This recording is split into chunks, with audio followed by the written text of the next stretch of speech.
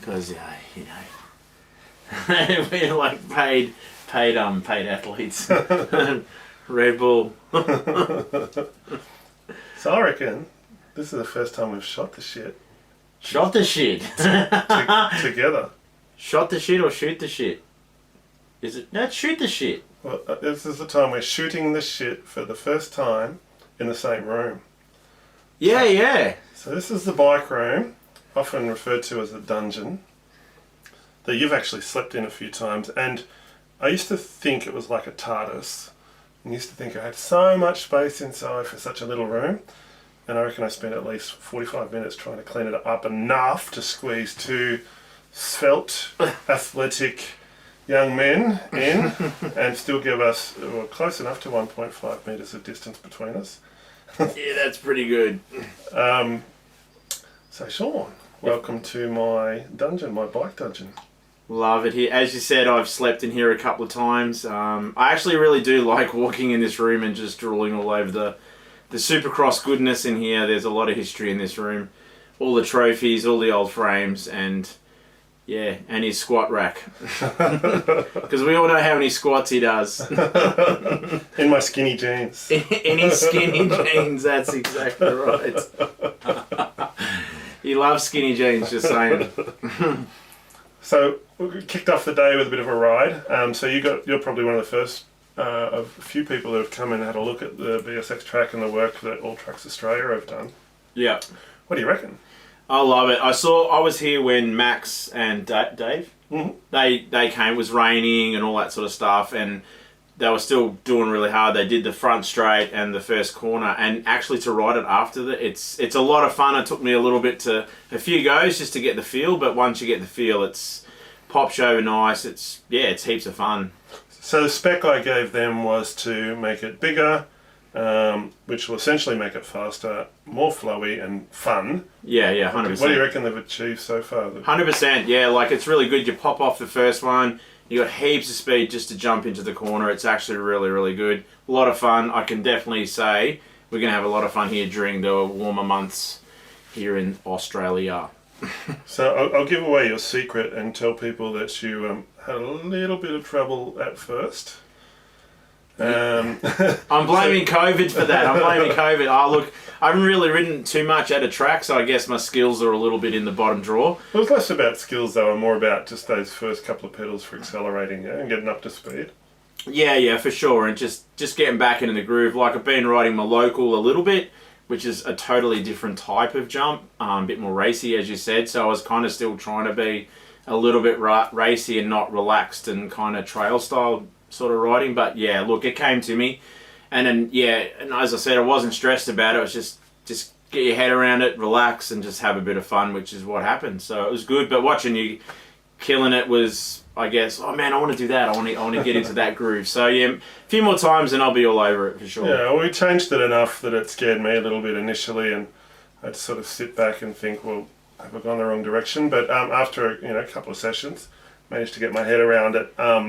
So hopefully younger people who are more into riding their bikes even than I am will come up here and adapt really quickly on BSX Day, whenever that shall be. Fingers crossed it'll be the 11th of January. I'm hoping. Yeah. So we'll move on from that. We should really find ourselves a topic for the week. We did discuss possibly talking about just bike setup and how we came to a particular frame, a particular set of forks, cranks and lengths and stuff. So one of your favourite bikes ever is your current cruiser, which we didn't manage to squeeze into this room with us. No. How did you decide on an alloy frame when you're quite a big supporter of Chromo? I guess I'm a huge fan of Chromo, 100%. And I had a chrome cruiser, I had a Supercross Bolt, and I was just looking for something a little bit more sort of race specific. Like, the Bolt's really good to ride trails. You could ride the skate park with it. You can race it. And I thought, there's a lot of people that say, aluminium's better out of the gate, gives you a better feel. But the downside of alloy is obviously it's not as durable and longevity is not as long as, say, a chromo frame. But I bought myself a V5, a Supercross V5, and just absolutely loved it. Just, yeah, I thought, yeah, okay, yeah, it definitely is a lot stiffer, more responsive. So I thought, you know what, this is cool to race. And I continue, I just got another one. But Chromo is the preferred material for a frame for me, just because of the way it feels and rides. When so I often tell people that it feels a particular way and I prefer Chromo. What is your interpretation of the differences between Alloy and Chromo? Well, you know, beside the obvious with aluminium being stiffer and more rigid in the ride, and I mean, like I say, out of the gate, it's just... But I think, for me, Chromoly seems to, especially in corners, just seems to corner better. For, I don't know, that's how I feel. Just... Look, we all ride different things for different reasons. I don't know. I just feel better in corners on a Chromo bike. I don't know. Shoot me. I don't know. But I guess, yeah, it's just more of a natural feel. Like, I'm pretty sensitive. It's even when I'm driving a car, I can hear little nuances and I can feel things when I'm driving. Maybe it's a bit OCD, but when I'm riding, like, I can ride a bike of yours and I'm like, oh, it feels this way. And you go like, I can't feel that. You like look at me like I'm on the spectrum, but maybe I am. Like, I just feel all the little things, and Glenn, as in Maine, our teammate, he will back me up on that. I've got some weird feelings on when I set up a bike. You know, how do you feel that? And I'm like, oh, yeah, just the way I am, just ultra sensitive, and I need a bike to feel a certain way, or I get all wigged out about it. You know, so, but just. Yeah, like your 450, the first gen, the prototype, I felt it was so stiff in the bottom bracket compared to my Bolt, and you're like, I can't feel that. But I'm like, I could definitely feel it. Like, so I don't know. Look. I guess as technologies improve and the materials they use improve, and even just the manufacturing process itself, things will get stiffer. So a Chromoly bike from 10 years ago may not be as stiff as a Chromoly bike designed these days. But, you know, there's not too many that have been updated to try and compete with, you know, carbon frames or alloy frames. So they still sort of carry that that same stigma. Yeah, it's like Chinese drain pipes sort of thing, you know. Like, but in saying that, look, a young guy, we all know, Matty White, he's ridden my 450 a fair bit, my blue 450, and he says it's surprisingly stiff. He said, you know, it's air hardened. It's the Tange Chromoly, which is, you know, the best Chromoly in the world, Japanese Chromoly, and so maybe there's something in that, as you said, you know, the way it's put together, the tubing, and he just loves riding. And he said, you know, like, there's not much difference between that bike and his Speedco Carbon. Like, that blew me away when he said that. I was like, oh my gosh, like. That's a bold statement. Yeah.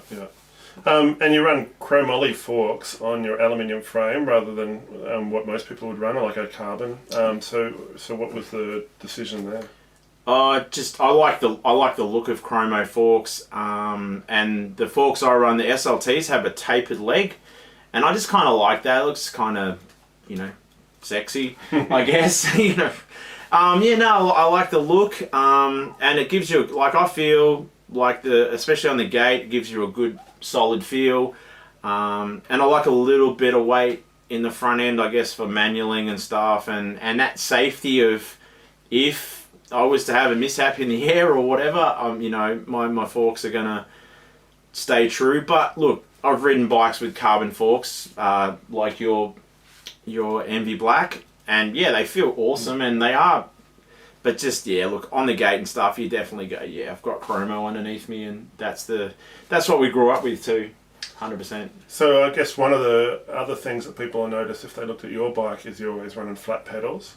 So apart from the fact that flat pedals win medals. Big medals, apparently. What made you come up to that decision as well? I suppose when I left the sport, there was no clips. I come back to the sport in 2000, and then there's these, you know, clips. And look, I've tried them 100%, and I think I didn't actually give them a good enough go. But I just felt weird when I was jumping. Like, I can understand the concept because I could feel the better acceleration out of a corner, and and using different leg muscles. Like, my God, I didn't even think I had muscles there. Like, especially in the quads. So it was kind of, but I just couldn't get it out of my head that this whole being in the air and being attached, and so it was more of a mental thing. And I go, you know what? I'll just stick to what I know and what I've ridden with, and and there is times when you race and you load it up with guys with clips, and a lot of the times us guys on flats will be the guys on clips, and that's not to anybody out there in Facebook land or wherever, but I think it just comes down to what you're comfortable with, and I grew up riding with flats, and I guess I will ride until I can't on flats. But though the Catalyst pedal has just been a massive improvement, and just such a good pedal to ride on, especially when I have a pretty crazy foot injury. It gives you lots of support, and the concept behind it is when you do when you do squats at gym, you don't do squats on your tippy toes, you do them with your feet flat on the floor, so you get the maximum power from when you have to push down and then push back up. And the same principle is with the pedal, so you definitely get a lot of power transfer out of a big flat pedal. So I definitely and I love them. I've run 2 sets and that's it. I find them comfortable, but they're not going to suit everyone. Someone like Glenn, who you spoke about earlier, he prefers the answer pedal, and I mean, it could be a foot size thing. It could be that he's used to clawing his foot around a smaller platform, but he's just more comfortable on the answer pedal. So I mean, I got a size 13 shoe. What are you, 12? Yeah, about 11 and a half, depending on how cold it is, maybe 12. We have seen little tackers, little broms, haven't we, on those platforms? We have, yeah. It's crazy, but yeah, and Glenn's definitely, like, he's a Vans. He rides with Vans like we do, and I guess you get that clawing effect. But that's why there's so many different brands out there and products, because we all like different things. What works for you won't work for me, and vice versa. So people might say you're biased, but you run profile cranks. You were, being on the profile team, clearly it's probably something you need to run, but you were already using profile cranks well before you were on the team. What made you decide profile? You were on race cranks, I think, at the time. I was right, and I ended up having those I bought them from my local bike shop, Connections BMX, which is no longer there, but I bought profile because I guess growing up, that was the Redline flights, and also profile race cranks were the sort of cranks everybody's to want list. And I ran a couple of sets of profiles over the years, and then when I came back, that was basically a given. You just profile cranks. That was the first thing I went, oh well, I want profile cranks. And I had them for 10 years, and they never ever let me down, ever. Like, not once. Like, didn't have to replace anything. They just ran, like, just put them in, run them, make sure service the bottom bracket, make sure they're tight, and away you go. I found that too. I got a couple of bikes back here that have 30-year-old profile cranks on them. Yeah. So the longevity, also the fact that they're lifetime warranty to the original owner. So you buy one set of cranks and you're set for life. And no other crank company does that. No. But I've tried some alloy cranks. I think the Kruppy Rhythms found too much flex in them. I don't know. I just stuck with profile, and I think you'll see on most of the bikes behind us, they're either profile or some other chromoly crank that Supercross might have come out with. Strong arms.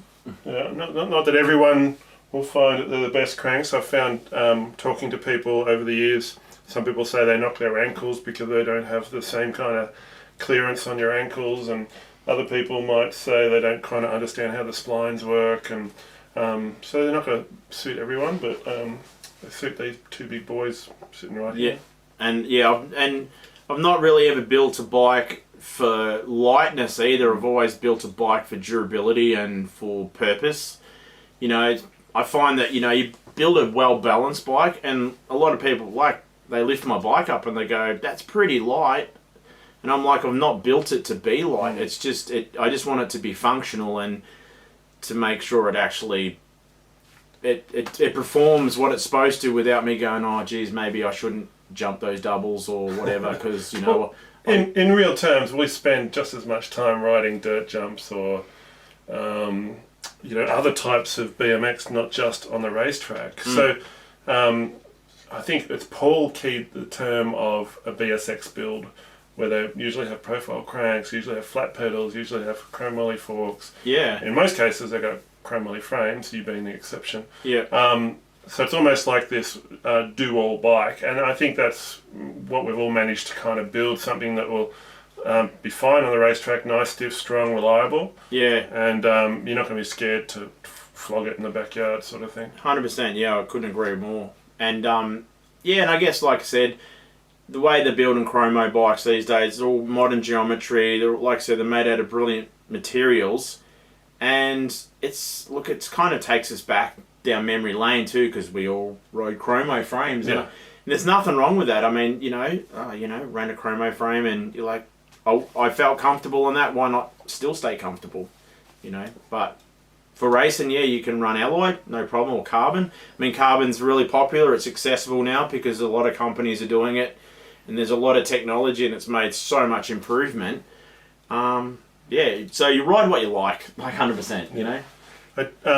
Compared to the other riders in the profile team, you're the only one that runs column cranks on your race bike, I think. And maybe Glenn has one set, I'm not sure now. Yeah, Glenn's got a set, and I must admit, Glenn, after talking to Glenn, he helped me.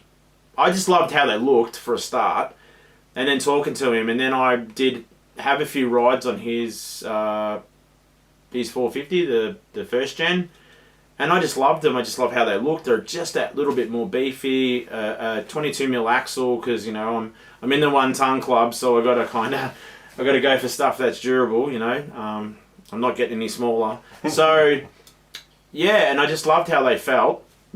How they feel again, because I was running the 19mm just standard race crank. Nothing wrong with them, but just that little bit extra beef was the way to go. So yeah, I run 2 sets, 1 set on my 20 and 1 set on my cruiser, and I absolutely love them. So you run them with the outboard bottom bracket, and what, a spider or a sprocket? No, a spider, yeah. As I found, especially on my cruiser, and because of my foot injury, my foot turns slightly because it's all banged up down there, and it's all, all the tendons are tight and stuff. So yeah, I was riding, and my back of my heel was rubbing on the back of the frame.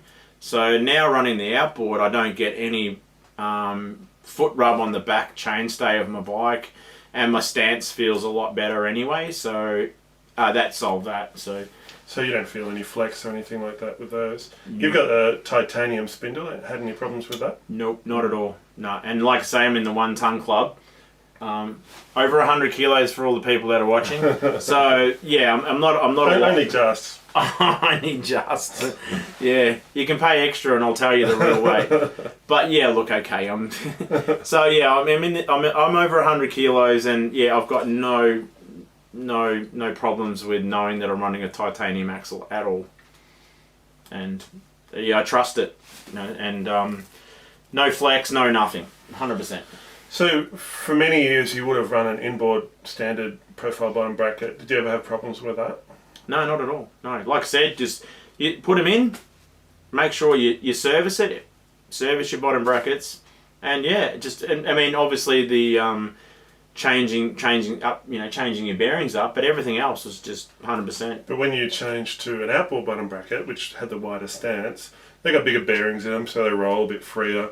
I noticed that straight away. I got more life out of the outboard bottom bracket. I think I had an S&M one where I sheared the carp and blew out bearings. Yeah, really? Yeah. I've blown out heaps of bottom brackets. You would not believe some of the things I've done to bottom brackets. Did you buy them a drink first? I didn't feel I needed to because I owned them. Yeah, no. There is that for sure. But yeah, I have seen you say that you've blown out bottom brackets. But I've never done it to an outboard bottom bracket. Oh wow! Never had any problems. Never had any failures.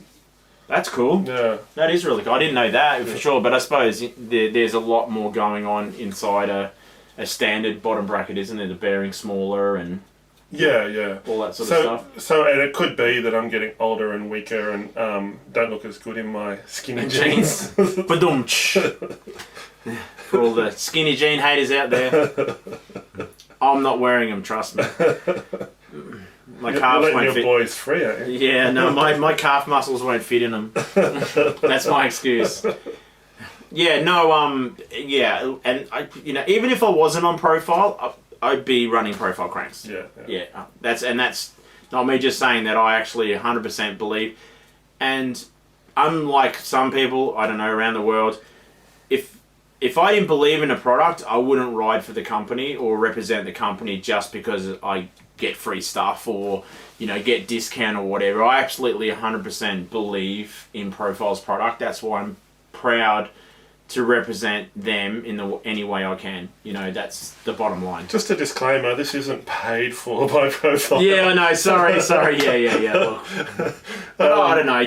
But we are going to be a little bit biased. It's because we've relied on this stuff for many years and it's never let us down. So if you're going to come to us and ask us what stuff we can recommend, it'll be Profile, and there's a reason for it, and that's kind of what this discussion's all about. Yeah. And it's the same with hubs. You've had Profile mini hubs for many years before you're even on the team. Yeah, mini hubs. I've had Elite hubs. I've run Madeira hubs, which is basically a mini hub, and no problem. My daughter runs Madeira hubs, so yeah. I mean, I think I had a set of mini hubs for probably 8 years, and they were just bulletproof. They were just, I loved them, and that was another thing. I saved. I remember saving for them, and I went into Connections again in Bendigo, and I said, I want to lay by these purple minis, these purple mini hubs, and I was like, because purple's my favourite colour, but. They just run forever. Like say, if you service everything and you look after it, there's no lifespan.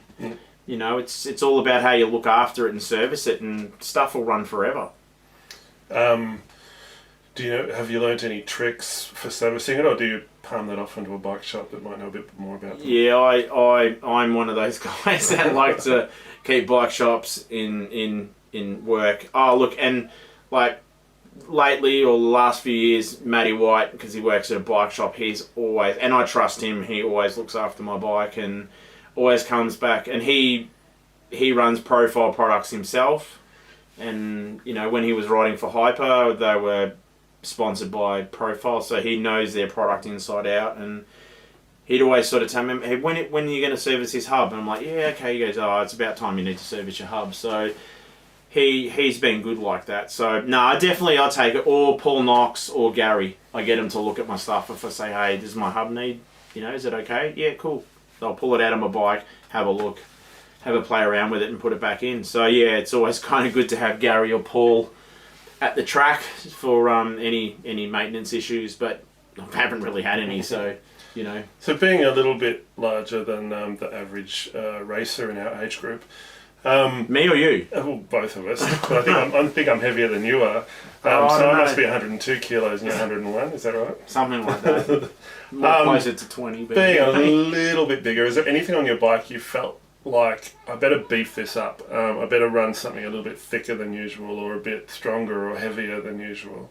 Well, I think for me, like the cranks, especially because. I guess, look, I've broken some pedals over the years, like doing sprints. I've broken some pedals doing sprints and stuff like that. So I know, I'm not the fastest guy on the track, but I definitely know I've got some power. And I think, power to weight ratio maybe, I don't know, but I'm always very, very, very cautious, or not cautious, I suppose, just always very switched on with what my drivetrain's like run a good chain, run some strong cranks, and also make sure there's no wear and tear on the sprocket or the rear cog. That's kind of my thing, because look, I've had a couple of bad crashes over the years where the drivetrain's let me go, or I haven't tightened a back wheel or something. So that's my little, I get a little bit of juju about drivetrains, especially cranks and stuff. So yeah, that's where I probably go. So what sort of a chain do you normally run by choice? I run an ACS Crossfire. Yeah, same. I do actually secretly though have a KMC train on my 20-inch just at the moment. I needed a chain ASAP because I changed the gearing and I was trying a new gearing, and I just went to my local Matty and just bought a KMC chain off there. He recommended it. He goes, this one will be fine for you, because he knows obviously that I'm 101 kilos. So yeah, he recommended it. So look, but you can't go past having a good chain. You can't scrimp on having a good chain. You know, that's vitally important, and you know, it takes a lot of load. Talking about load, your chain tensioners, you got what Speedline chain tensioners, because they're quite beefy, short, and they're not going to flare and bend on you and let go. That's 100% right. And you know, look, kind of, I mean, it's all about kind of, you know, Supercross and Speedline. You know, it kind of matches too. I kind of like that connection. And Bill always makes a really good product. But yeah, they're a lot thicker. So yeah, that's another thing. Driveline. Just making sure it's all going to stay rock solid while I'm, you know, putting in the big ones down the hill, especially now with all these 5-meter hills. Yeah, that's another thing. You want to make sure your bike coming out of the gate and getting on it, you're not going to have to go, oh geez, I hope this is going to, you know, hold up to this, you know. And I still like to jump and stuff like that, like you know. So we want everything to be durable and not go, oh, I don't know if I want to do that. This, you know. So. But your bikes are fairly similar to... I ride your bikes all the time. Thank you for that. You know, I've nearly ridden all these bikes in here, I reckon.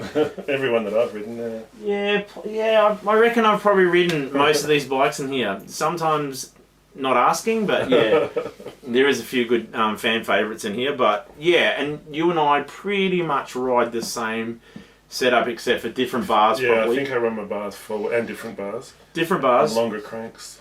Yeah, because he's got like these legs like giraffes. Like, I've tried to run, because he runs what, 185? No, 182 now. I've made him a bit shorter. Oh yeah, because you're getting old and you're stooped. That's it. He's stooped over. I'm not drinking enough milk. Yeah. Calcium deficient. Yeah, and I remember you lent me a pair of 185s and it felt like my hip was going to dislocate. I came out of a corner and I was like, like this. I was like, yeah, no, that's not for me. Shane, I think I need him back. Yeah, it was the weirdest feeling ever. I reckon I've been running 185s for about, since mid-80s. And I only just changed when I jumped onto Elites maybe 3 years ago. So, I've come up with a term too. So, like, BC used to stand for before Christ. So now it's going to stand for before COVID. So, like, that was obviously before COVID, BC. Oh, well before COVID. Well before COVID, yeah. So, but isn't that confusing? Because you got BC and BC. BC and BC. Okay, yeah. Before BCV? BCV? Yeah, before coronavirus. Oh, okay, coronavirus. BCV and BC. BCV 19, if you really want to get to. Now we sound like we're quoting out of the scriptures. Anyway, but yeah, nah, your setup is, I can get on one of your bikes anyway and just pretty much nearly shred as good as you. So, and there's been a few times before I got back into riding and owning a 20-inch, we'd go away on these road trips or whatever, and I'd say, oh, can I just borrow, you know, can I ever go on your bike? Oh, yeah, if you have to. So then I'd ride it, and I'm like, man, you're all going, just get a 20-inch. Seriously, just buy one. Oh, but, like, I don't know, but, you know. So then I bought one, and I love it. Love racing it. You know, my poor cruiser looks at me in my room and goes, can you ride me? So that's why I brought my cruiser up today, just to have a bit of fun on it and get used to the new line here. So I always like to have a bit of a safety sort of thing. Cruiser's a bit more mellow, but saying that, I probably would have turned up on the 20 and probably maybe done it even a bit better. You know. Guess what, mate? I know what's happened. I do know. You and I. It's not your fault this time. Yes. It's my fault. So I got a really tiny SD card in the camera, and it ran out of space. So lucky you've got a short episode this week. Sorry guys, but hey, we'll be back with more, I promise. All right, cheers for now. We'll talk to you again soon. Bye. Bye.